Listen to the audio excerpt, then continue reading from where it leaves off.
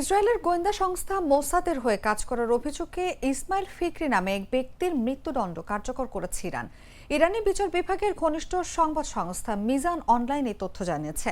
প্রতিবেদনে বলা হয়, ফিকরি রাষ্ট্রবিরোধী তৎপরতায় জড়িত ছিলেন এবং দেশের গুরুত্বপূর্ণ ও গোপন তথ্য শত্রুপক্ষের কাছে পাচার করতেন। তিনি ইসরায়েলের মোসাদের দুই কর্মকর্তার সঙ্গে সরাসরি যোগাযোগে ছিলেন বলে দাবি করা হয়। 2023 সালের ডিসেম্বর মাসে তাকে গ্রেফতার করে ইরানের নিরাপত্তা বাহিনী। তদন্ত ও বিচার শেষে ইরানের সুপ্রিম কোর্ট তার মৃত্যুদণ্ডের রায় বহাল রাখে। এরপর আজ ফিকরির ফাঁসি কার্যকর করা হয়। মিজান অনলাইন জানায়, এই ঘটনাকে ইরানের বিচার বিভাগ ইসরায়েলের গোয়েন্দা কার্যক্রমের জন্য একটি বড় ধাক্কা হিসেবে অভিহিত করেছে। তবে ইসরায়েল থেকে এখনও এ বিষয়ে কোনো প্রতিক্রিয়া আসেনি।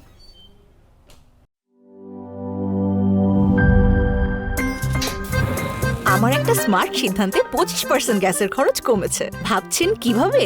সাধারণ গ্যাস স্টোভ বদলে আমি এনেছি আরএফএল গ্যাস স্টোভ। এর সাইন্টিফিক নজল ও ব্রাস বার্নার ক্যাপ সমানভাবে তাপ ছড়িয়ে রান্না করে দ্রুত। তাই গ্যাসও বাঁচায় 25%, টাকাও বাঁচে 25%। আরএফএল গ্যাস স্টোভ, নিরাপদ ও গ্যাস সাশ্রয়ী।